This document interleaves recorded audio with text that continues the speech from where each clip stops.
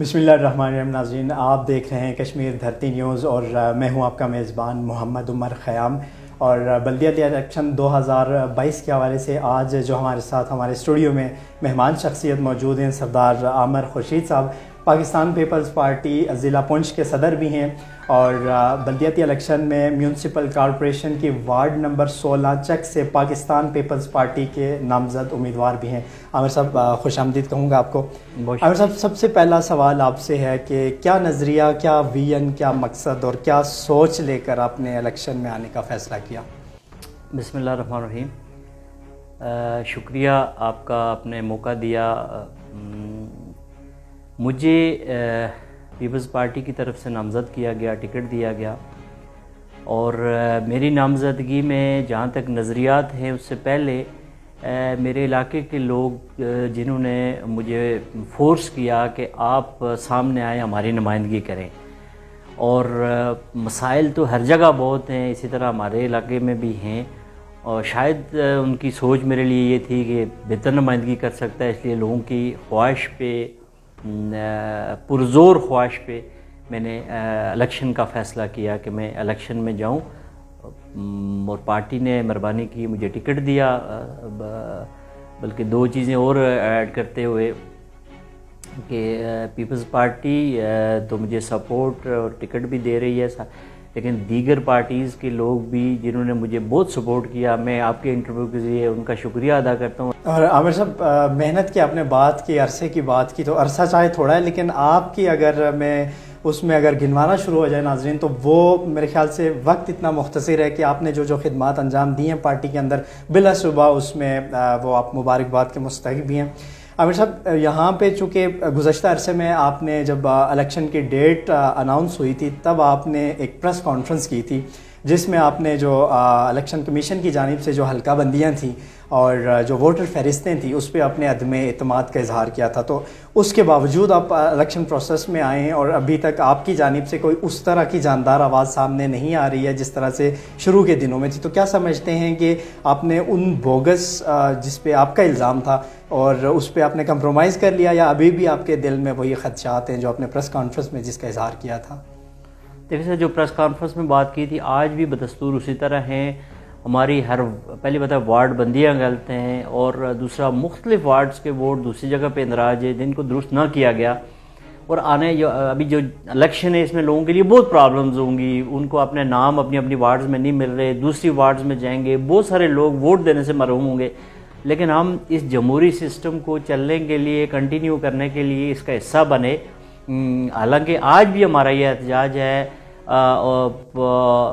हमारी मुख्तलिफ पटिशन्स अदालत में पड़ी हुई हैं कि जी आपने वोटर लिस्टें दुरुस्त नहीं की, आपने वार्ड बंदियाँ दुरुस्त नहीं की और आपने जो लोगों का राइट है उसको अहमियत नहीं दी, फॉर्मेलिटीज़ पूरी की। और शायद वो भी सुप्रीम कोर्ट के हुक्म पे, हालांकि इलेक्शन कमीशन एक इदारा है, उसका काम ही यही है, तो वो भी आज ये कह रहा है जी कि इलेक्शन कमीशन सुप्रीम कोर्ट ये कह रहा है, तो सुप्रीम कोर्ट क्यों? आप इदारा इसीलिए बने, आपका काम है ये इलेक्शन करवाना, उसमें रिफॉर्म्स लाना, दुरुस्ती करना, सारी चीज़ें करना। तो आमिर साहब, ऐसे में आप क्या देखते हैं कि जब वोटर फहरिस्तें दुरुस्त नहीं हैं, जब हल्का बंदियां उस बेस पे नहीं हुई हैं, तो लोगों को जो बुनियादी जो राइट है वो जब सही तरह से इस्तेमाल नहीं कर पाएंगे तो उसके रिजल्ट्स कैसे सामने आएंगे? आपके क्या खदशात हैं इस हवाले से मज़ीद? देखिए सर, दो चीज़ें, एक तो आपके ज़रिए में ये आवाज़ भी पहुंचाना चाहूँगा इलेक्शन कमीशन तक कि उन्होंने मुलाजमीन को राइट नहीं दिया, जिनकी ड्यूटियां लगी हैं वो इस दफ़ा वोट नहीं दे सकेंगे। बहुत बड़ा शेयर आपका वोट का मिस होगा। एक दूसरी बात ये है कि आज तक लोग कंफ्यूज हैं, इलेक्शन कमीशन के अपने अल्फाज, अपनी चीज़ें, आए रोज़ के इलेक्शन होंगे या नहीं होंगे।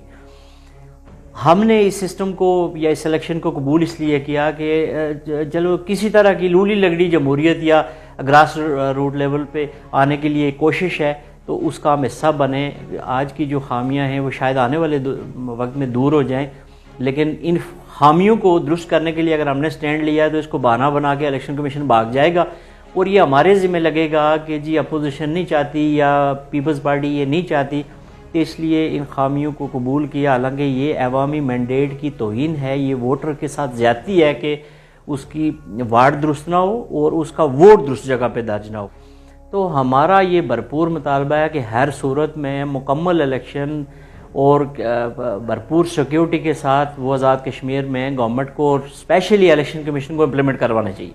اور عامر صاحب چونکہ آپ سے انٹرویو کرنے کا مقصد چونکہ یہ ہے کہ آپ کے جو نظریات ہیں، آپ کے جو افکار ہیں، جو آپ کی جو سوچ ہے جس کو لے کے آپ اس الیکشن میں آئے ہیں اس کو لوگوں تک پہنچایا جائے. لیکن میں اسی کے ساتھ ساتھ چاہوں گا آپ سے اور بھی بہت سارے سوالات، اس لیے کہ چونکہ آپ کا شمار بھی انہی کارکنان میں ہوتا ہے جو گراس روٹ لیول سے جو کارکنان کی ایک نرسری تیار ہوتی ہے، آپ کا شمار بھی انہی میں ہوتا ہے. تو اس لیے میں چاہوں گا کہ ساتھ ساتھ اور سوالات کو بھی لے کے چلیں.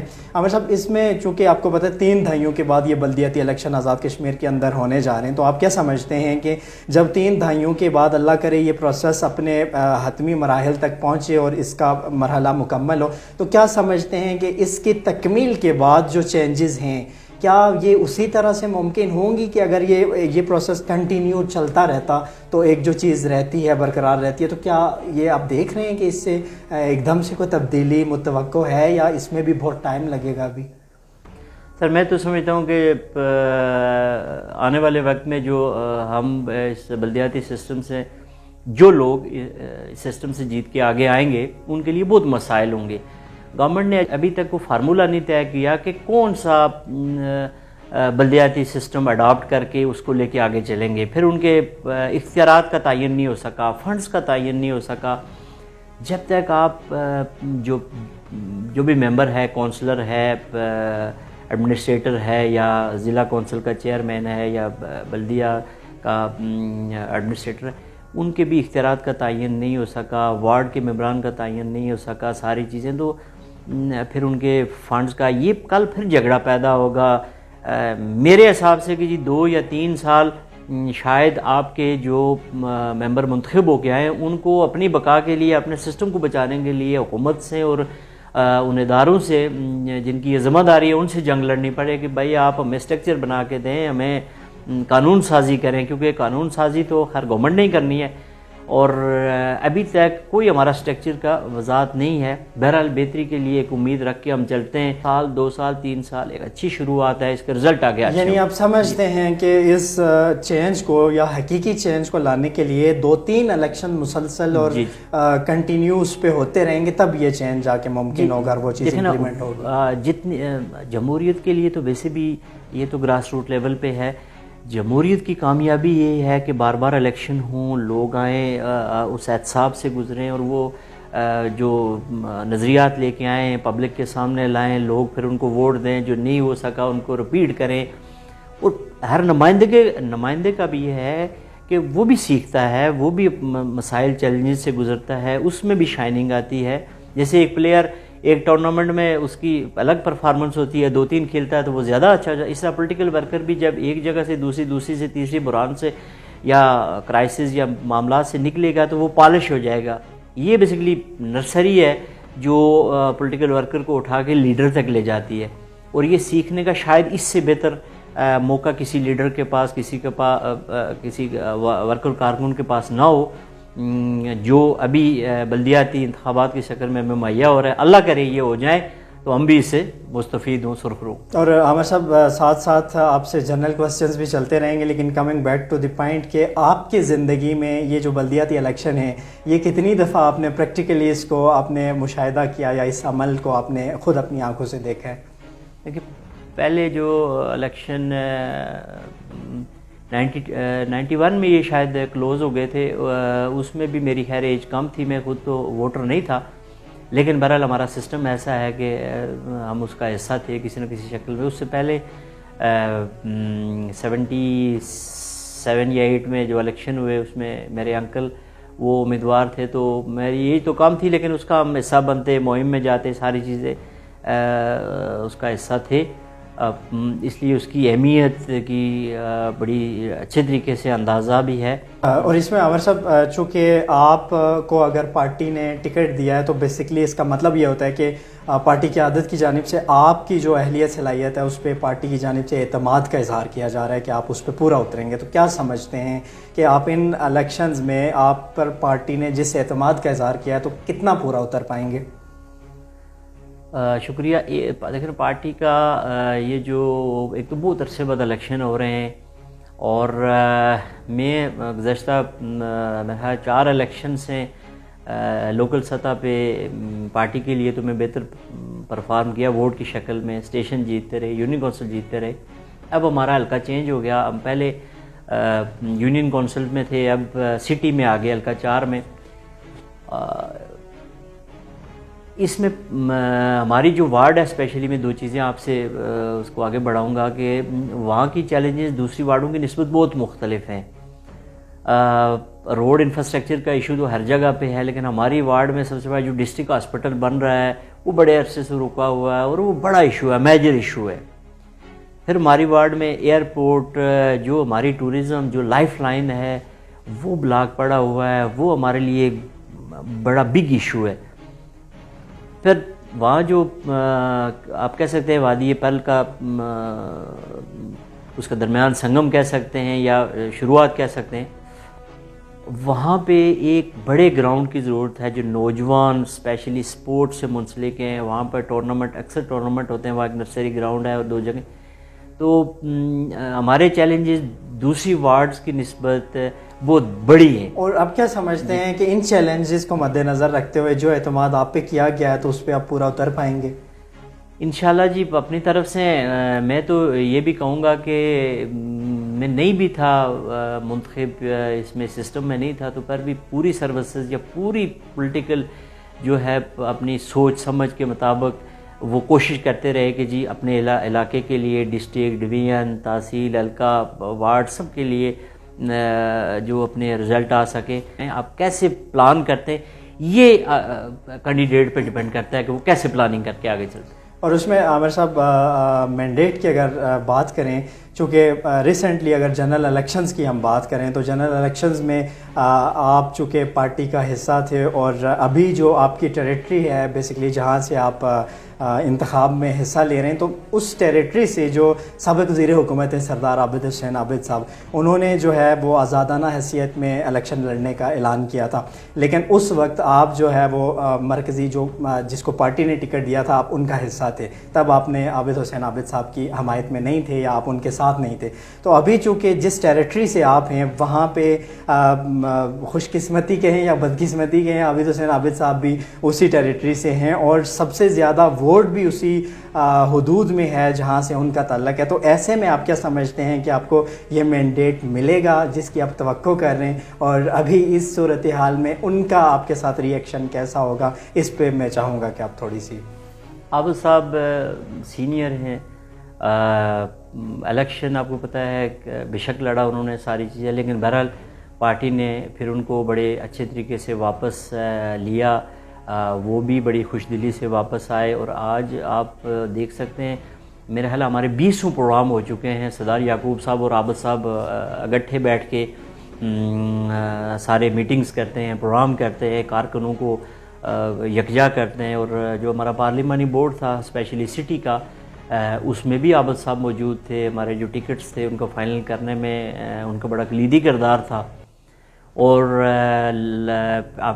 آخری جو بات آپ کی ہے کہ واقعی وہ لوکل گاؤں عابد صاحب کا ہے. میرا جو گاؤں ہے کویاں، اس کا تھوڑا سا حصہ ایک وارڈ سٹی میں لگی ہے جو تقریباً 700 کے لگ بھگ ووٹ ہے. اور دوسری طرف جو دمنی ہے، جو ایئرپورٹ، چک، گردنوا، تو اس کا تقریباً 1400 ووٹ ہے جو دمنی سے ہے. جی جی، یقیناً وہاں ان کا اثر ہے اور وہ انہوں نے 2-3 میٹنگز کی ہیں. ابھی آپ کو ان کی حمایت حاصل ہے؟ جی بھرپور حمایت، بلکہ وہ مجھے فورس کرتے رہے کہ آپ الیکشن میں آئیں، آپ کو لڑنا چاہیے. انہوں نے مجھے، ابھی تو ووٹ تو الگ بات ہے، مجھے الیکشن میں کھڑا کرنے میں ان کا مرکزی رول. اور اگر میں جنرل الیکشنز کی بات کروں گزشتہ، تو آپ چونکہ عابد صاحب کا شمار ان لوگوں میں سے ہوتا ہے جنہوں نے اسٹوڈنٹ لیول سے پولیٹکس کی، اور وہ بھی ان کارکنان کی فہرست میں ہیں کہ جن کا ایک بڑا نام ہے، جو گراس روٹ لیول سے، جیسے میں نے آپ کو اس سے تشبیہ دی اور واقعی آپ بھی اس میں سے ہیں، تو آپ نے ان کا ساتھ کیوں نہیں دیا تھا؟ اس کی کیا وجہ تھی؟ اور آپ نے مرکزی قیادت کے ساتھ، آپ ان کے فیصلے کے ساتھ کھڑے رہے تھے. دیکھیں بیسیکلی پارٹیوں میں اختلاف ہو جاتے ہیں ٹکٹس پہ ساری چیزیں. تو ہمارا جو میرا جو فیصلہ تھا وہ بیسیکلی میں پارٹی کے ساتھ تھا کہ پارٹی جو ڈیسیژن کرے گی وہ اگر عابد صاحب کے حق میں کرتی تو عابد صاحب کے ساتھ کھڑے ہوتے، حاجی صاحب کے ساتھ یا جو بھی کینڈیڈیٹ ہے. تو میں نے پارٹی کی پالیسی کو فالو کیا، نہ کہ کسی رائٹ لیفٹ کسی شخصیت یا گروپ کہ جی ہم پارٹی کے ساتھ کھڑے ہیں. تو ہم یہ توقع بھی کر رہے تھے لاسٹ تک کہ شاید سیٹل ہو جائے گا، گٹھے ہو جائیں گے. یہ مطلب میرے سمیت سارے لوگ یہ فیل کر رہے تھے کہ جی ہمیں الگ نہیں ہونا چاہیے، اور اس کا نقصان بھی ہوا. اور خدا نخواستہ ہم کو مخالفت میں نہیں الگ تھے، بلکہ پارٹی ڈسپلن میں اور پارٹی کو مضبوط کرنے کے لیے ہم پارٹی کے فیصلے کے ساتھ کھڑے تھے. اور عامر صاحب ایسے میں کیا دیکھتے ہیں بنیادی طور پر ابھی بھی اگر بلدیاتی الیکشن کی مثال لیں تو یہاں پہ بھی پارٹی کے بہت ساری مختلف پارٹیز میں اگر دیکھا جائے تو بہت سارے کارکنان چونکہ انہوں نے آزادانہ حیثیت میں الیکشن لڑنے کا فیصلہ کیا، جن کا دعویٰ ہے کہ وہ بنیادی نظریاتی کارکنان میں بھی ان کا شمار ہوتا ہے. تو ایسے میں ان کارکنان کو کیا کرنا چاہیے؟ جیسے ابھی آپ نے مثال دی کہ آپ نے چونکہ پارٹی پالیسی کے ساتھ سٹینڈ کیا، تو اب کیا سمجھتے ہیں کہ ایک پارٹی جب کسی نظریاتی کارکن کا حق تلفی کرتی ہے تو ایسی صورتحال میں ایک عام کارکن کو کیا کرنا چاہیے؟ کیا اسے پارٹی کے اس فیصلے کے خلاف کھڑے ہونا چاہیے کہ جو اس نظریاتی کارکن کی حق تلفی پہ مبنی ہو، یا پھر اسے پارٹی کا ساتھ دینا چاہیے؟ آپ کی اس میں کیا رائے ہے؟ دیکھیں جی، بہرحال پارٹی پالیسی کو تو فالو کرنا چاہیے، اس میں تو گنجائش نہیں بنتی. لیکن دوسری طرف جو کارکن جو جن کی قربانیاں ہیں یا پارٹی کے لیے وقت ہے، پارٹی کی پارلیمانی بورڈ یا ان کی ذمہ داری بنتی ہے کہ ان کو مینیج کریں، ساری چیزیں کریں. میں آپ کو بتاؤں، میرے پارٹی نے بطور ڈسٹرکٹ پریزیڈنٹ 4 حلقوں میں پارلیمانی بورڈ کا ہیڈ تھا. ہر حلقے میں اور ٹکٹ ہولڈر تھے. مسائل آئے، ہمارے بھی بہت سارے ایسے کارکن تھے جہاں پہ کوئی 2 لوگ آگے، سینئر لوگ آگے، تو ہم نے وہاں پہ مینیج کیا. اور پھر اس جو ہے سینیارٹی کو اور جو ایفیلیشن ہے پارٹی کے ساتھ اس کو اہمیت دی. پارٹی کا دیکھیں، پارٹی کا ایک ہی ہے ڈسپلن ہے کہ پارٹی کی چیز کو فالو کیا جائے گا. ڈسپلن کو فالو نہ کریں گے تو پھر پارٹیاں ٹوٹ جائیں گی. لیکن دوسری طرف جو پارلیمانی بورڈز بنتے ہیں ان کی ذمہ داری بنتی ہے کہ آپ نے جس کو ٹکٹ دینا ہے اور باقی جو ہیں ان کو کیسے اکوموڈیٹ کرنا ہے. اور ٹکٹ میں یہ چیز بہرحال بنیادی کارکنوں کو اہمیت دینی چاہیے. اگر وہ نہیں ہیں تو شاید پارٹیاں بھی نہیں رہیں گی. اور ہمارا پولیٹیکل سسٹم بھی کمزور اسی وجہ سے ہو رہا ہے کہ کسی نہ کسی شکل میں کوئی برادری والا، کوئی پیسے والا یا کوئی دوسرا وہ آ کے ٹکٹ لے لیتا ہے، جس کی وجہ سے بنیادی کارکنوں کی حق تلفی ہوتی ہے. اور یہ زیادتی ہے پولیٹیکل سسٹم کے ساتھ. اور عامر صاحب ابھی چونکہ بات چلی ہے برادریزم، پیسے کی سیاست، تو موجودہ بلدیاتی الیکشن میں آپ کس حد تک دیکھتے ہیں پیسے کی انفلوئنس کس حد تک دیکھ رہے ہیں؟ یا پھر بلدیاتی الیکشن میں جو قبیلائی یا برادریزم جو ایک تعصباتی سیاست ہے جس کو کیش کروانے کے لیے آپ اس کا انفلوئنس کس حد تک دیکھ رہے ہیں الیکشنز میں؟ ابھی تک جو میری اپنی آبزرویشن ہے اس میں مجھے کوئی اتنا پیسہ تو نہیں نظر آیا لوکل لیول پہ. کل پتہ نہیں ابھی بھی دن ہیں، شاید کوئی چیزیں سامنے آئیں. لیکن بہرحال برادری کا ایلیمنٹ ہے، وہ ہر وارڈ میں وہ پرابلمز آ رہے ہیں. لیکن شاید کہ یہ 30 سال بعد جو الیکشن ہو رہے ہیں اس کی وجہ سے پرابلمز یہ آ رہے ہیں. اگر یہ کنٹینیو ہوتے تو پھر کارکنوں کو جگہ مل جاتی.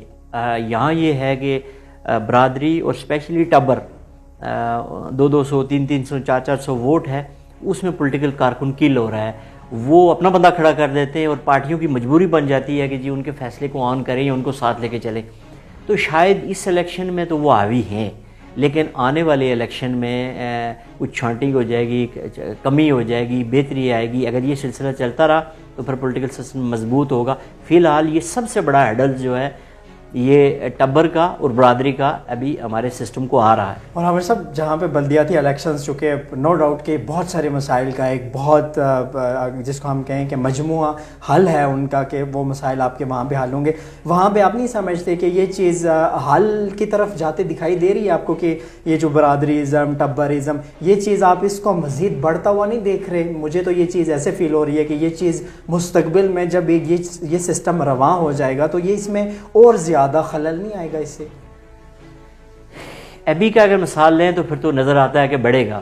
لیکن میں ہوپ فل ہوں کہ پولیٹیکل پارٹیز حکمت عملی بنائیں گی، اپنے ورکر کو، اپنے کارکنوں کو اتنا سٹرونگ کریں گی کہ برادریاں انہیں قبول کرنے کے لیے تیار، دوسری برادریز بھی انہیں قبول کرنے کے لیے تیار ہوں گی. میں اس میں ایک چیز آپ کو ایڈ کرتا چلوں کہ اگر میرا پولیٹیکل سسٹم بیک گراؤنڈ کو ہٹائیں تو میرا اگر کنبے کی یا برادری کی بات کریں تو شاید وہاں میرا بہت کم ووٹ ہے، وہاں دوسری برادریز کا زیادہ ووٹ ہے.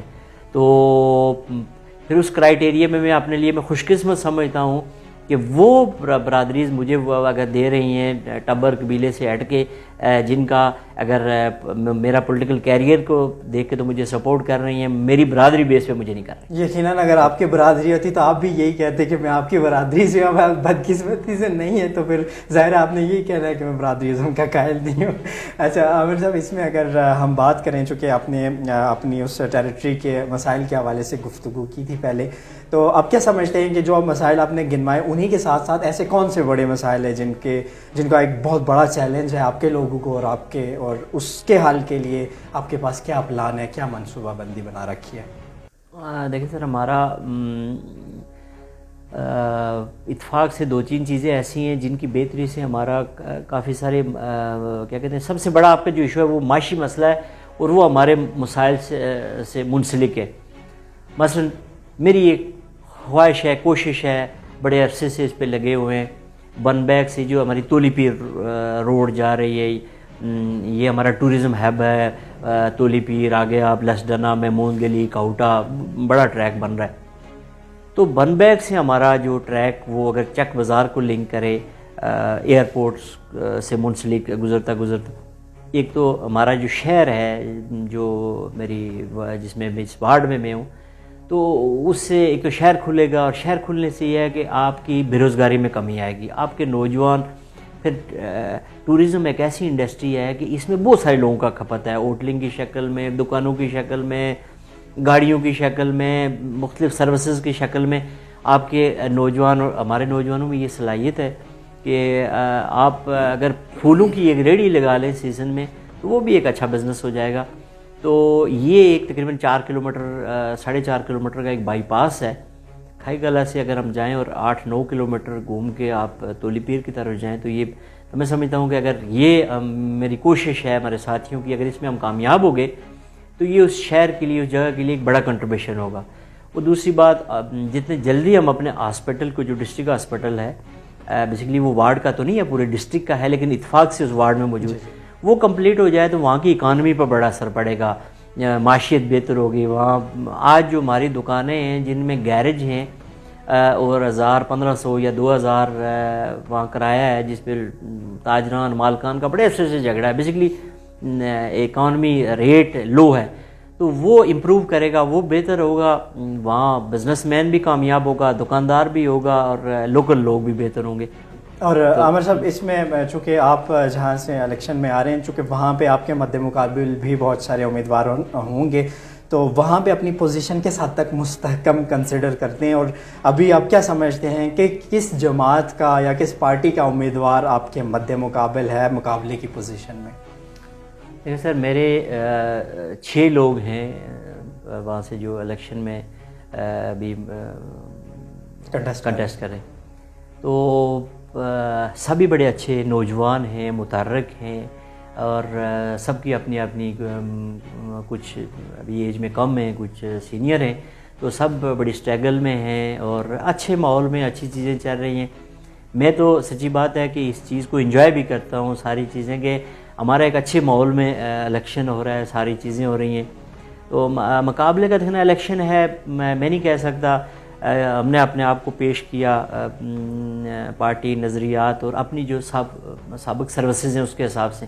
اگر لوگوں نے مناسب سمجھا تو منتخب کریں گے، نہیں مناسب سمجھا جس اور کو کریں گے اس کو بھی ویلکم، ہار پہنا کے خوش آمدید کہہ کے. میری ہرگز یہ نہیں ہوگی. دوسرا، اللہ کے ہر کام میں بہتری ہوتی ہے. اللہ نے اگر میرے لیے یہ سمجھا کہ میں بہتر نمائندہ ہوں تو اللہ کی ذات مجھے غائب سے سپورٹ اور میری مدد ہوگی، میں اس سسٹم میں. اگر نہیں سمجھا تو میں اس سسٹم کا حصہ نہیں ہوں گا، جو اور ہوگا شاید وہ مجھ سے بہتر ہو. یہ تو آپ کی بڑی فراخ دلی ہے، اور آپ پہلے ایسے ہمارے مہمان ہیں کہ جنہوں نے یہ چیز تسلیم کی کہ اگر مجھے نہیں بھی موقع ملتا تو پھر بھی مجھے قبول ہے. خدا آپ کی نیک خواہشات کو اور اس کو آپ کو مراد نصیب کرے. اور عامر صاحب، میں آخر میں چونکہ چاہوں گا، وقت کی قلت ہے، میں چاہوں گا کہ اپنے دیکھنے اور سننے والوں کے لیے آپ کیا پیغام دیں گے وہ آپ پہنچا سکتے ہیں؟ میرا دیکھنے الیکشن ہے، 30 سال بعد ہمارے الیکشن آ رہا ہے، تو خدا رہا اس کو ہمیں جیت ہار ہو جائے گی، سب چیزیں بھی، کوئی ایک جیتے گا باقی لوگ ہار جائیں گے. ہمیں تلخیاں نہیں پیدا کرنی چاہیے اور اس کو برادریوں میں اور مزید علاقوں میں اور محلوں میں نہیں تقسیم کرنا چاہیے. کل ہمارا جو میجر ہے ریاست کا ایشو وہ ہے کہ مقبوضہ کشمیر آزاد ہو اور ہم ایک ریاست بنے. تو خدا نخواستہ ہم ان وارڈوں میں محلوں میں لوگوں کو تقسیم کر دیں گے تو کل ہمارے کشمیری بھائی جو ہم سے بہت زیادہ جی ہاں سارا، تو پھر ہم انہیں کیسے قبول کریں گے؟ ہم ان سے تو الیکشن سمجھا جائے، یہ 3-4 سال کے لیے ہیں، پھر دوبارہ ہوں گے. جو آج ہار گیا وہ کل جیت جائے گا، جو آج جیت گیا وہ کل شاید ہار جائے. ہمیں اپنے درمیان نفرتیں نہیں پروان چڑھانی چاہیے، نہ علاقوں کی بنیاد پہ، نہ ٹرائب کی بنیاد پہ، نہ ہی برادری کی بنیاد پہ. اور چونکہ عمر صاحب یہ 3 دہائیوں کے بعد ہونے جا رہے ہیں تو اس میں 100% کوئی بھی نہیں ہے، جتنے بھی امیدواران ہیں وہ ہو ہی نہیں سکتے. لیکن اس کا مطلب آپ نے بہت خوب کہا کہ اس کا مطلب یہ نہیں ہے کہ ہم نفرتوں کو پروان چڑھائیں اور اس مقابلے کی فضا میں ایک صحت مند سرگرمی کے بجائے ایک دوسرے پہ الزام تراشیاں اور ایک دوسرے کو نیچا دکھانے پہ آئیں. بہت شکریہ عمر صاحب، آپ نے اپنا قیمتی وقت دیا. اور ناظرین، آپ کا میزبان عمر خیام ایک نئے مہمان کے ساتھ دوبارہ سے آپ کی خدمت میں حاضر ہوگا. تب تک کے لیے مجھے دیجیے اجازت. اللہ میرا اور آپ سب کا حامی و ناصر ہو.